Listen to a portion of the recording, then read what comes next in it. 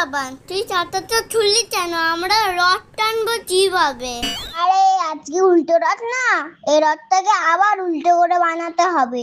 চাকা ওপরে থাকবে আর মাথা নিচে থাকবে। বাবা, তুই তো জানিস রে।